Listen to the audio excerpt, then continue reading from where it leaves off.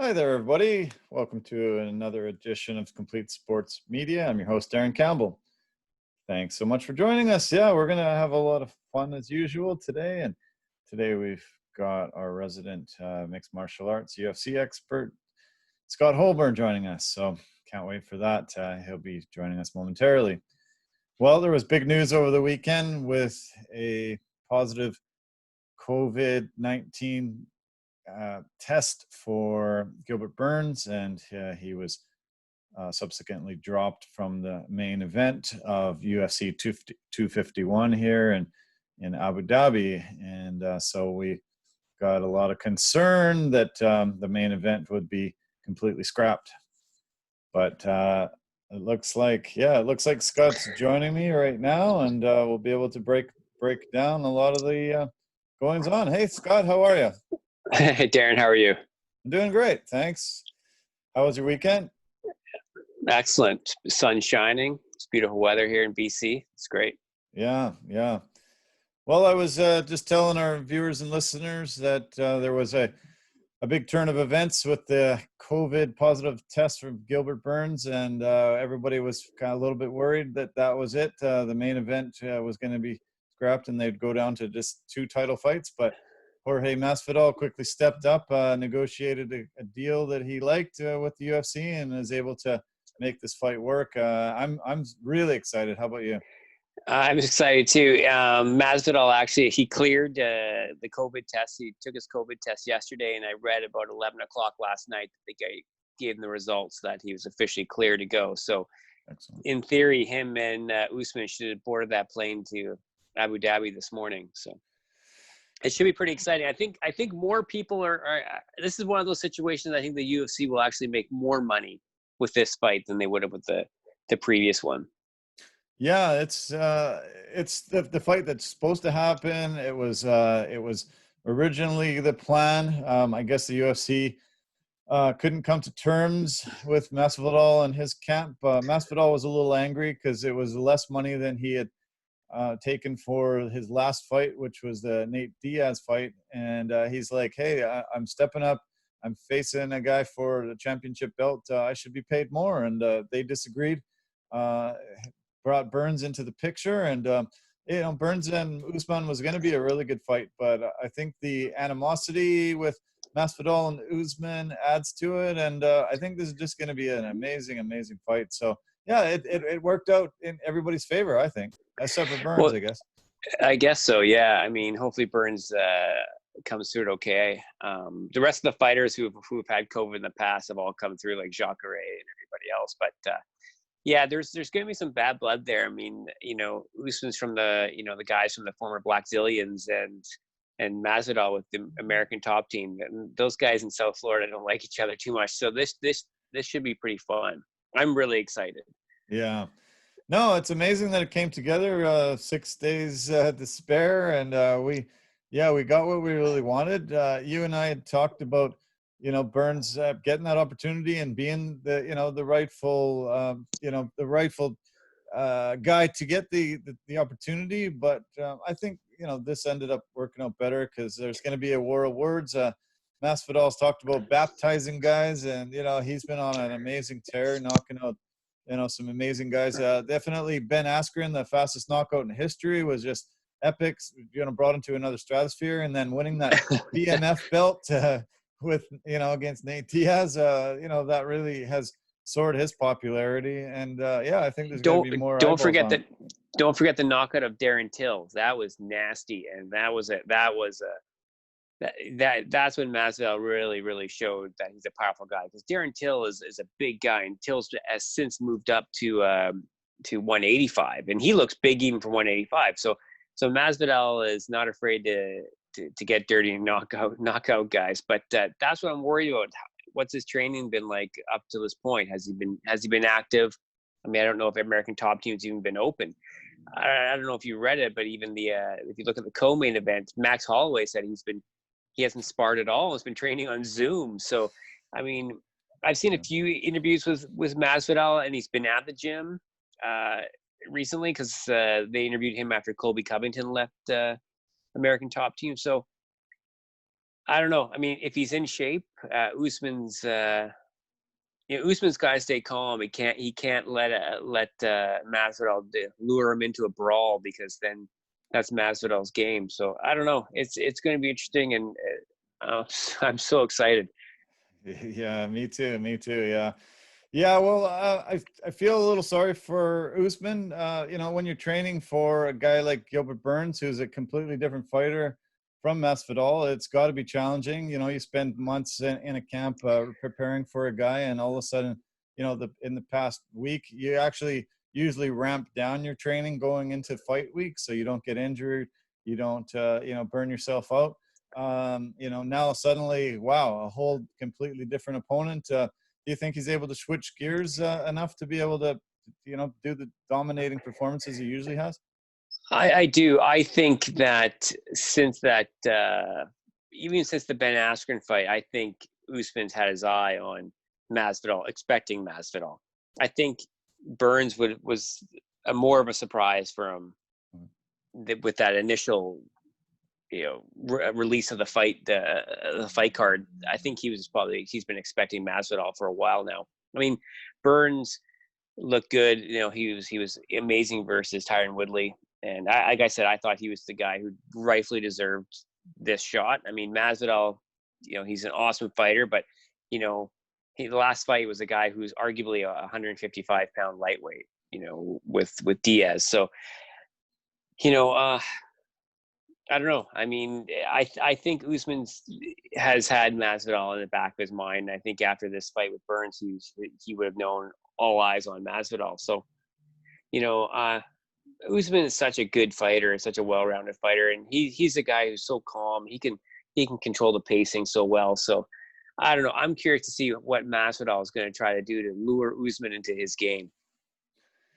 Yeah, do you think he has the tools to pull off the win? I think Usman's going to be the favorite, but do you think Masvidal can do it? Do you think he has the tools? Oh yeah, absolutely. Masvidal. I mean, I forgot to look at his post, but I know he made a post saying that he's had the most amount of fights in MMA history before getting a title match. So he's got the experience. He's been everywhere. He's seen everyone, and yeah, I mean, Usman. It's just whether or not Usman can stay calm and not get lured into something. I mean, he did well against Covington, and you saw he was able to finish him in the fifth, I think it was. But yeah, I don't know. I mean, Masvidal is a different animal. I mean, Masvidal is going to bite down his mouthpiece and go at him. So, Usman's got a storm coming. I don't know. I don't know how Masvidal would be in later rounds, though. I don't know when his last 5-round fight was. I think Ben Henderson was probably his last 5-round fight. Yeah, I think it is going back pretty far. Yeah. Yeah, well, Usman, he has that wrestling background, which has really, really helped him, rise up the ranks. It didn't help Askren. No, that's very true. So Yeah. I don't know. Masvidal is the way he knocked out Darren Till too. He's so fast, and he's just so he doesn't waste any shots. He's kind of like way Poirier was in his last fight. He lands everything he throws. Yeah. And he's hard to hit because he's fast. Yeah, exactly. Yeah. Yeah. Well, I've really liked Jorge Masvidal for a really long time. He spent so many years outside of the UFC, rising up through the ranks. He fought in Florida. He started in these backyard brawls. You can see some really amazing footage on YouTube. And, yeah, Kimbo Slice put together a lot of these backyard brawls back in the day. And Masvidal was just tough as nails. He would just go in there, bare knuckles, and fight guys until somebody said no more, and he was able to finally get in the gym and hone his craft and become a lot better. He was criticized for a lot of decisions in his career up until the last couple of years. He was losing a lot of decisions. He was going to decisions and not knocking guys out. He took a little hiatus and went on a reality show and said that really changed his outlook and changed his life. And he came back and he's had those spectacular knockouts with Till and Askren and good performances after good performance. And it's been really, really impressive. Definitely watch some of Jorge Masvidal's story, his life story, and some of the videos that you can find on his street fighting and making it into the upper echelons of the sport. Really, really interesting guy who went through a tough time in his life. But it's great to see him finally getting a shot at 35 years old. And I hope he can show well. And it'd be amazing if he won. It would be one of the most spectacular things in history, I think. Yeah, I mean, it's I don't know. Usman's got to be careful. I mean, like like I said, Masvidal's record. I mean, I'm just bringing it up here. He's got 48 professional fights. I mean, like I said, he's fought everybody, and his last two losses were Stephen Thompson and Damian Maia. And Damian Maia was a split decision. His loss to Ben Henderson was a split decision. So I think he's learned a lot from that. He's not going to put it in the judge's hands. So he's going to come in with that kill or be killed mindset, and just whether or not Usman can withstand the barrage and the speed. And I mean, Usman's a smart fighter though, but just whether or not this is where experience could come into play big time. Yeah, you're right. Yeah, that was funny. You mentioned Max Holloway. I saw an interview with him saying, no training at all, just all doing it on Zoom. And I saw Volkanovski talking, and he's confident as anything about being able to solidify that victory that he had against him back in December. And here they go again. I don't know if Holloway's not sparring, not training is going to work for him. What do you think? I don't know. I mean, Volkanovski has come out and outright said he doesn't believe it, that Holloway hasn't been training. But I'm a little bit concerned about Max. I mean, he's come out and said he hasn't been training. He's only been training on Zoom. Then he came out and said that he didn't even ask for this fight. It was Volkanovski who asked for this fight. So that doesn't sound like a guy who's going in there to, it doesn't sound like a guy who wants to go in there and win if he's already kind of making sort of excuses about it before it's even happened. So I don't know, maybe I'm reading into it, but I mean, you and I've talked about this before. I've thought Volkanovski was one of the most underrated guys when you look at some of his older fights. But Holloway's going to have a tough time, especially if he hasn't been training. He's going to have a really tough time, controlling Volkanovski's speed, controlling those leg kicks. I mean, Holloway is one of the best in the business, but he just doesn't. I don't know where his mind's at right now. Yeah, it didn't look like he had the killer instinct, and he got more notoriety for his COVID hair than he's got for anything else recently. And it's too bad because you've seen the fire in his eyes before, and he's come out and impressed in so many amazing victories. And I don't know, maybe Volkanovski took a lot out of him. I know he just sort of went silent, didn't go on social media, didn't do any interviews for a good 4, 5, 6 months, and just not sure where his mind is at. But I hope he can take it serious, and I hope he can get ready. And I love seeing rematches where a guy can turn it around and maybe take the victory, and then sets up a trilogy fight. Volkanovski was pretty damn dominant in that first matchup, so it'd be hard to see Max being able to turn the tables. But stranger things have happened. Max has impressed us on, numerous occasions where we didn't think he would beat, some of the other competition he's faced. And so, it's going to make for an interesting co-main event, though. Yeah. What do you think? And I'm worried about the cut, too, for Holloway. I mean, I think he's a guy he's got to go to 155 at some point. Yeah. He's had trouble making that weight cut down to 145. He even had trouble making the weight cut trying to get down to fight Khabib for 155. So I don't know. I mean, I'm a little bit concerned for Holloway, to be honest. And I love Max Holloway. I think he's a great fighter, and I don't want to see anything sort of tarnish his impeccable reputation. But I mean he's been doing so much during this time. He's been since COVID started, he's been opening up, working for the food bank in Hawaii, because Hawaii's been hit pretty hard because they're pretty isolated, right? So he's been doing a lot for his community, and I hope I hope I don't know. I hope the old Max shows up, but I don't know. I would be lying if I said I wasn't a little bit concerned. Yeah. Well, speaking I of, mean, go all ahead. three fights, but all three of those fights, so could go either way.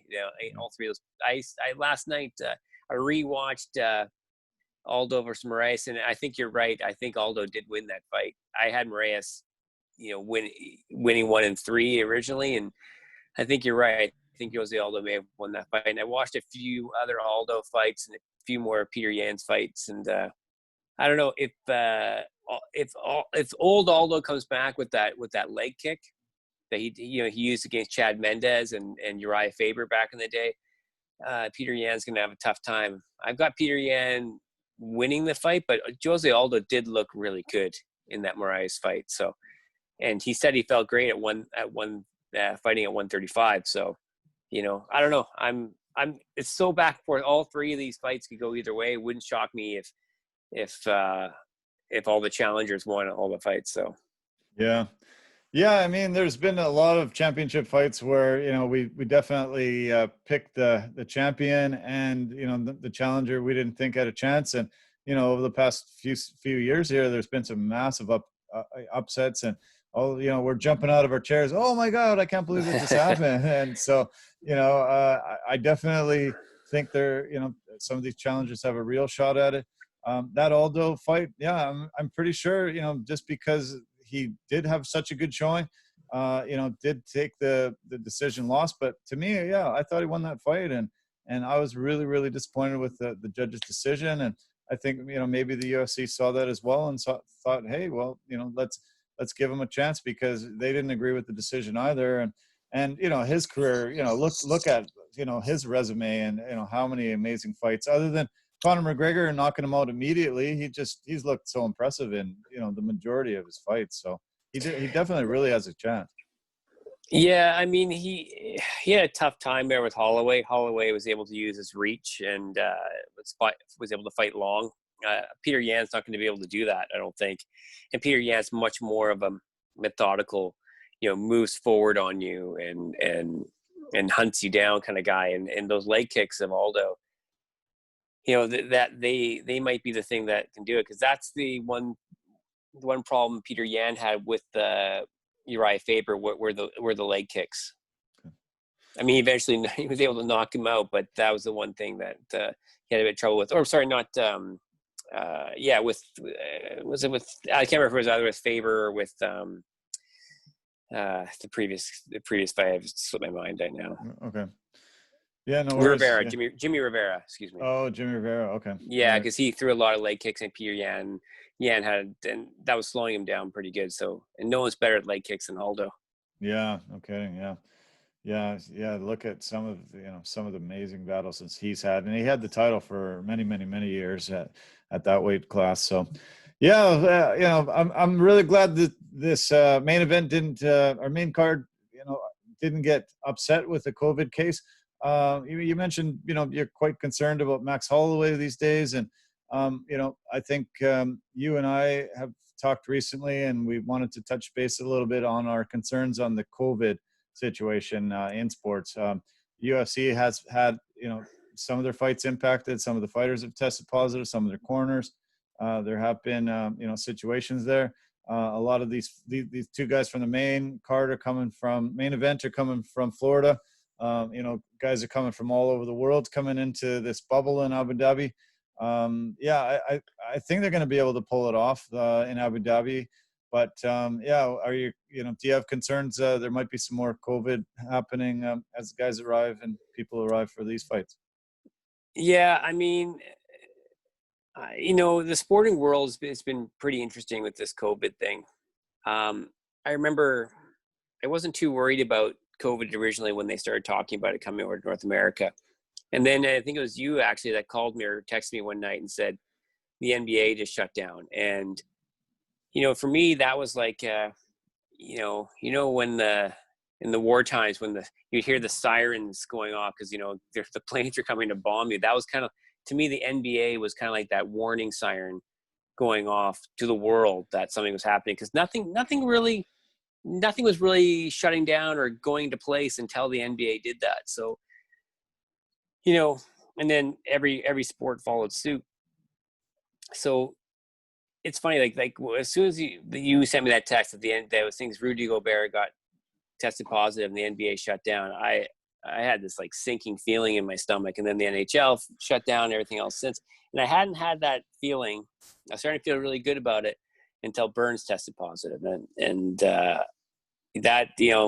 that really kind of shocked me again, because he was a guy that was just fighting just a few short weeks ago and had been tested and had been quarantined and stuff. So it's pretty scary. The sporting world is really it's been a real barometer with how this disease is going, and UFC is trying to fight through it like we all are. But I don't know. I think Dana White was right when he said he's preparing for a second shutdown.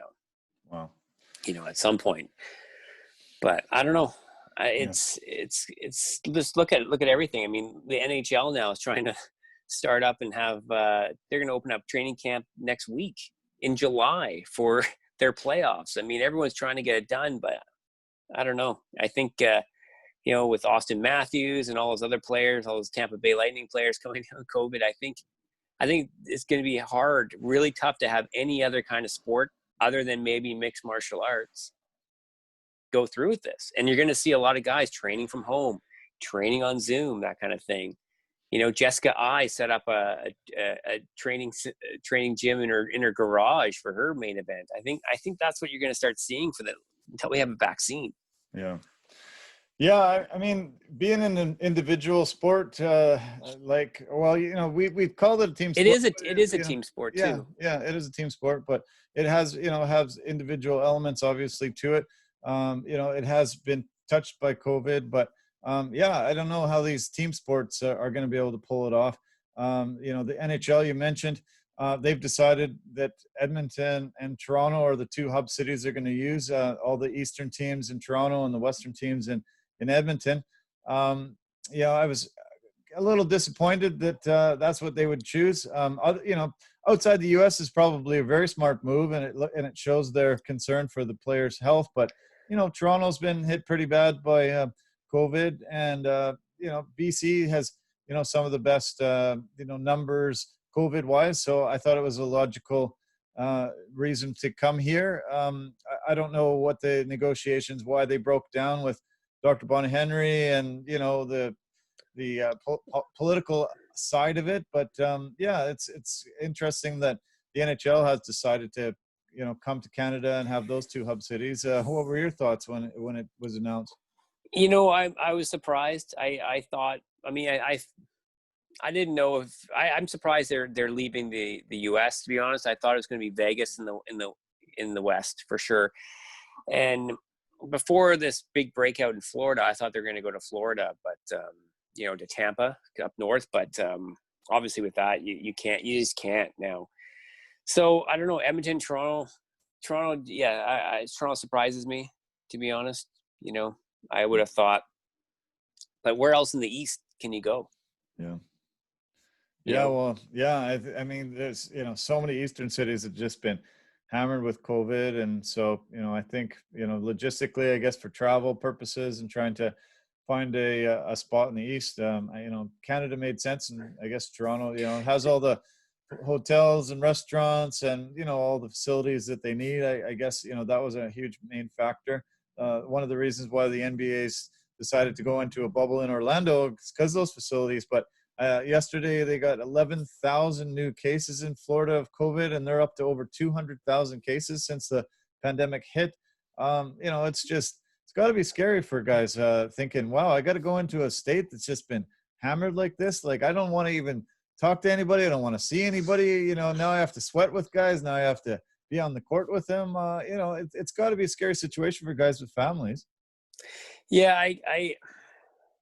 I don't see a team sports making it. I really don't. I mean, because if you look at it like a hockey team, if you get one guy on a team and he plays the game, you're now talking about infecting 44 players, plus all the guys they have in the press box, plus all the staff, and then they've got to deal with everybody who's been at that arena, dealing with the guys in the arena, because it's just one arena or one sort of hub now.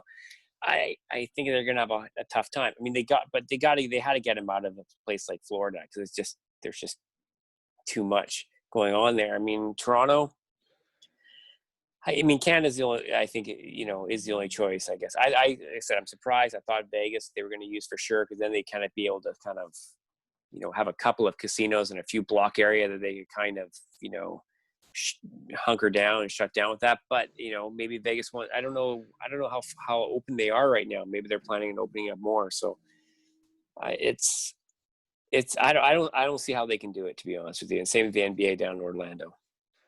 So you think they might start up and then be able to and have to shut down just because it's not working? Do you think they'll even start, or you think? I think they'll start. But that was one of the issues they had. My understanding is one of the issues they had with Bonnie Henry was that if there was a positive case, she wanted everything to shut down. And I don't think the NHL wanted to agree to that. But I think if you get one case, the NHLPA is going to step in. Right. The players associations will step in on these sports. And that's one thing that the UFC doesn't have right now, is a players association or any kind of fighters union. So I think they've got a little more freedom to kind of do what they want. And, I think it's going to be really, really tough time for the team sports in the coming future. Maybe you'll see, did you say golf was back up? It is. Yeah. It's, they've been, I think, for a little over a month, and there have been, I think, 7 positive cases amongst players, and then there have been some caddies that got it. So the golfer withdrew, and I think a couple family members. So a guy withdrew just in case. Golf's a game that you can't have that social distancing, luckily. But they've been trying to have tournaments. They don't have any fans. They were actually going to have fans coming back 2 weeks from now into Dublin, Ohio, and they said they were going to have 20% capacity of fans. That was going to be about 8,000 per day they were going to allow in there, and they were going to have a lot of measures: no grandstands, one-way walkways, and social distancing measures, and everybody had to wear a mask and things like that. But they've decided no, they can't even do that, and there won't be fans in the stands at least until the end of July. So that's another sport that's been trying. I heard the Japan leagues, both in baseball and soccer, are going to try to have 50% capacity of fans in the stands starting on Friday. So that'll be an interesting test for the rest of the leagues around the world. See how they go. I was really surprised by that news. That just came down yesterday. Yeah, it's hard to say. I mean, Japan was hit hard off the top, and now they seem to seemingly have control over it. But things change so quickly. Yeah. If I would have told you, a month ago that Florida, where the UFC was doing their events, will now be the epicenter for the disease in the United States, we never would have thought so. We never would have thought it. Yeah. Yeah. The predictability is crazy. The unpredictability is crazy. I can't believe how contagious it is, and I can't believe how it can just suddenly just balloon like that. We're suddenly here in Florida, it's getting a few thousand cases, and then all of a sudden 10,000 in a day and 11,000 in a day, and they're up over 200,000 now. I saw yesterday that I guess this was stats up until today: 11.5 million cases worldwide, 225,000 yesterday worldwide. They've reached up to 535,000 deaths, and it's becoming brutal. Some of the early predictions that people were making, saying this is going to affect millions of people in the U.S. I was thinking, wow, there's no way it's going to end up being those type of numbers, and I'm wrong. It's still continuing and getting worse. And there was a comment yesterday from a pitcher for the Washington Nationals, Sean Doolittle, and he said, I'm really skeptical on us going back to this. This doesn't seem right. Do you think that, sports is coming back as kind of a reward for society, doing all the right things and finally being able to see a light at the end of the tunnel? And he said it's worse. In March when it was hit, there was, quite a few thousand cases, but now it's even, tripling, quadrupling that. And he's like, why would we do this at this point? It's way worse than it was in March when everything shut down. So that was a good, fair comment. And, I recommend trying to find that online. It was really, really some of the most poignant comments from an athlete saying about, trying to get this back going. Yeah, I mean, I think this is all about, keeping the economy going and TV rights and stuff like that. But it's mind-boggling when you think about this. Like, I mean, like I said, I'm super excited that UFC back, and that's really for selfish reasons. But big team sports like this, I can't see it working. I just can't see it going. Yeah. Like a week ago, they were revealing tests on college football teams, and one team had 21 positive tests, another team had 16, another team had close to 20. That was just getting together and doing some training and not even playing the game. And football is such a contact sport. Basketball, hockey, you're up next to a guy the whole time. If he has it, you're going to get it. And like you say, one positive test, and all of a sudden, 44 people, hockey players, are exposed to it. And NBA, you're exposing dozens of guys. And yeah, it's unfortunate. I just I, for selfish reasons, also will love sports back. It's nice to be able to see the games and talk about it and break it down and enjoy all the thrills of the athletic achievements. But we've got to realize society's changed, and there's so much death and people getting really, really seriously ill from this disease. And if we have to sacrifice a season, sacrifice a little more, then that's what we've got to do, I think. Yeah, I don't know. I mean, if the athletes in the leagues can somehow all get on board and lead by some kind of an example, I don't know. I just I mean, I've been impressed with what the UFC has been doing with the constant testing, the requiring of masks. They don't let, even though everyone's been tested, and they don't let the commentators go up to the fighters anymore and talk to them. So they're maintaining all of that. So they're trying to lead by an example. So in that respect, I like it. But when you got, 21, 22 guys aside, all battling each other, it's just impossible to even give a semblance of that. So, I mean, I don't know. I just can't see it working. I just can't see it going. I mean, The NHL tested 200 players a few weeks ago, and there was 11 positive cases. So, yeah. As of today, it's up to 35 positive cases in the NHL. So that's quite a high number. Way more than I think they were hoping for and expected. And there was, I think, another 7 reported yesterday, but up to 35. And NBA's into 20s and positive cases. NFL hasn't really done too much. Baseball, NBA had to shut down 7 facilities this past few days because there was too many positive cases. NFL hasn't done a huge amount, but I mean, it's unfortunate, but it's so contagious that it's so easily it's so easy to get. And I don't know. Yeah, it's really hard to think that they can all pull it off. MLB has had a test case with the Blue Jays. They were up in Canada, most of them, some down in Florida training, but they decided en masse to go 2 weeks ago to Fort Myers, Florida, and get into a bubble themselves so they could be in the U.S. and do that 2-week quarantine.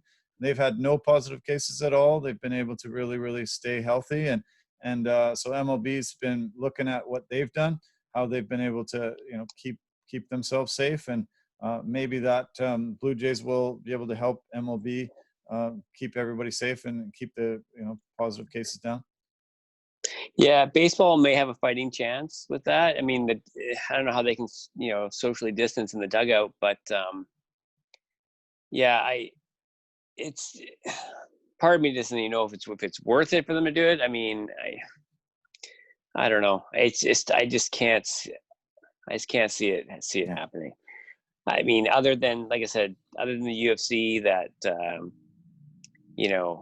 is able to kind of control their own destiny. And other than that, I just can't see the team sports making it. Yeah. I'm not a family man. I don't have any kids or wife or anything, so I don't have as much worry about bringing it home. If I get a case, I do the social distancing. I make sure I keep safe.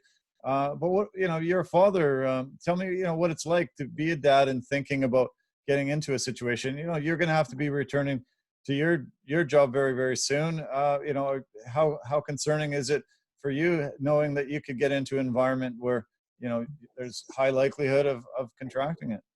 Yeah, I mean, it is kind of scary because as I've got a kid whose health is already compromised, so it's really scary for me, and when I think about it. So when this happened, I started almost like going into training, getting into good shape, and trying to just stay healthy, and this way, if anything that happens, I can mitigate anything that comes my way. But it's crazy because you go out there and you're trying to keep safe, because like I said, I have one of my daughters has immunocompromised, so it's tough because not everybody's on the same page, and that's the scary thing, is that I mean, I wear a mask when I go to the store, stuff like that. I don't care, if it helps keep someone else safe. If I'm an asymptomatic carrier or something that keeps other people safe, I think why not?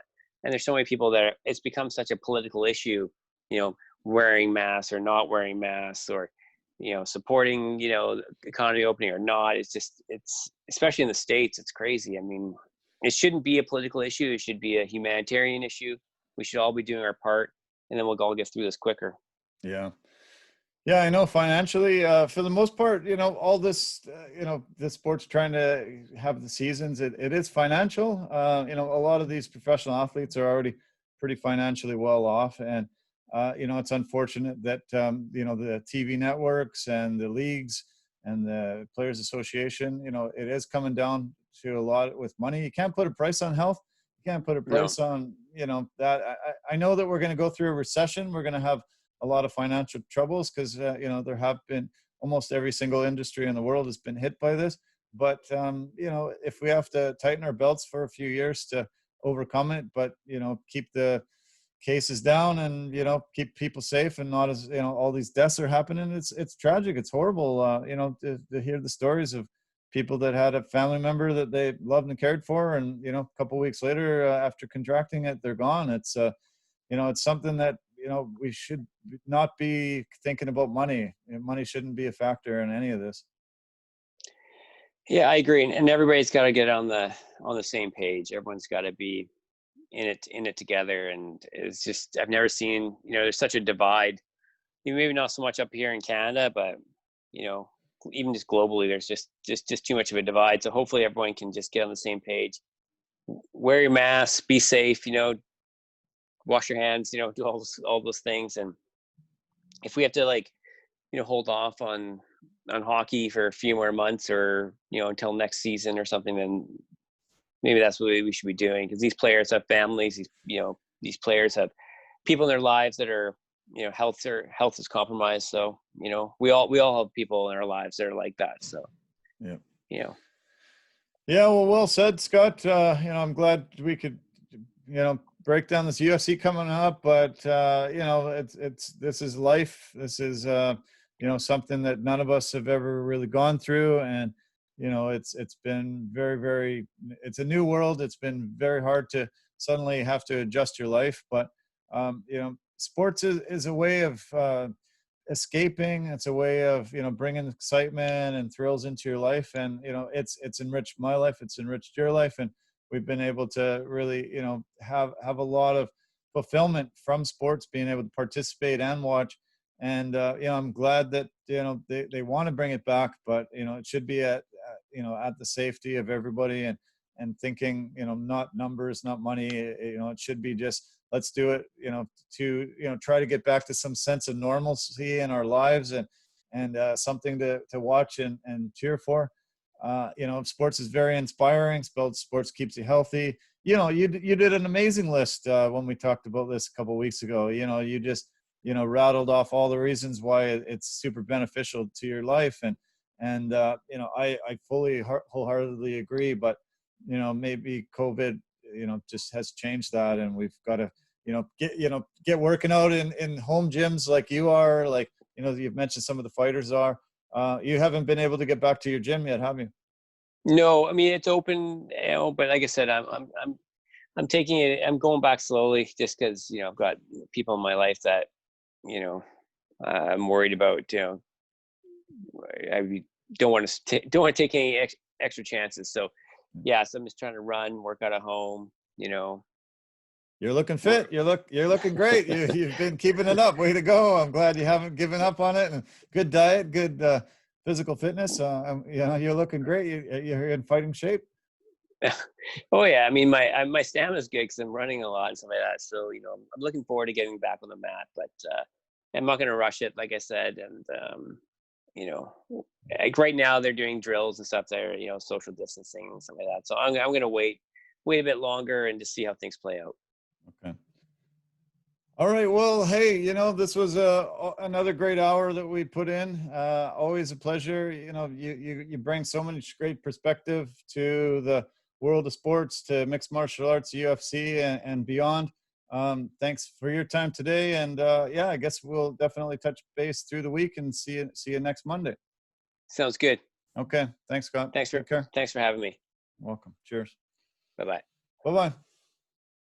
All right. Well, yeah. Wow. Another hour flew by, and today we touched on the sudden change in the UFC because of a positive COVID test for Gilbert Burns, and it did shock me, and a lot of these COVID tests do shock the world and people involved, and people that are sitting back from afar like us. Rudy Gobert getting that positive test, shut down the NBA, and then all the leagues followed suit, as Scott mentioned. It was, shock to the system. I think a lot of us really that follow sports, and it has become a big part of our life. Didn't take it as serious as we should have until that point, but it has shown that super contagious, terrible disease that has ravaged our world and made it, very, very, it can be a scary proposition of, being in amongst people and, getting sick and maybe bringing it back to your friends and family and them getting sick and it going further. So I appreciate Scott's perspective as a fan of the sport, as a competitor, as a husband and a father.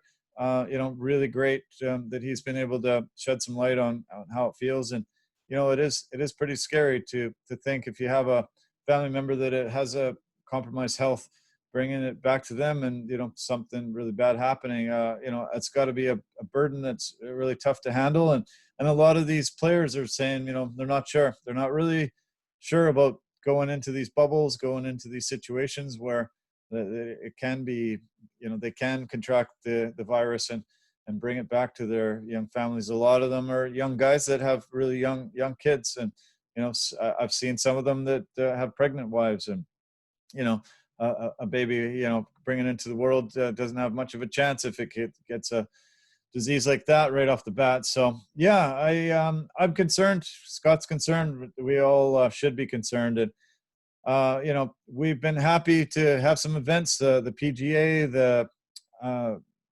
UFC. There's been some NASCAR and things like that, and overseas there's been some games that have gone on, and for the most part it's been okay. But we got to be careful. We have to be vigilant, and hopefully they're incredibly safe, and we can move forward. So thanks again for your time. Appreciate you tuning in, and we've been able to bring a lot of great content. Some of these have been starting to get really widely viewed, and I'm really happy.